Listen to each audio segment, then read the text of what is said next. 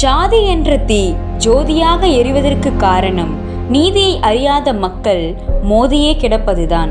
குருதியில் பேதமில்லை, குலத்தினால் வந்த தொல்லை. மனிதனின் தாழ்வு நிலை, மனிதன் மாண்டு போன சிலை. குடிசையை கொளுத்துவதும் கௌரவ கொலை செய்வதும் குற்றமென்று தெரிந்தும் படித்த பலர் கூடியே செய்கிறார்கள். சமூகத்தில் மாற்றம் எல்லாம் சட்டத்தின் ஓட்டை தேடி சகல ஜாதியும் சண்டையிட்டால் சமத்துவம் எங்கே வரும்?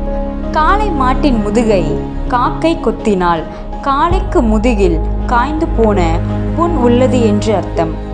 காலங்காலமாய் காய்ந்து போன மனதும் காக்கை கொத்திய காயமாக காயாமல் இருக்கு. மேலே உள்ளவன் உன்னை கீழே வைப்பதை நீ தாழ்வாக எண்ணாமல் உனக்கு கீழே இருப்பவனை நீ தாழ்ந்தவனாகவே பேசுகிறாய். இது என்ன நியாயம்?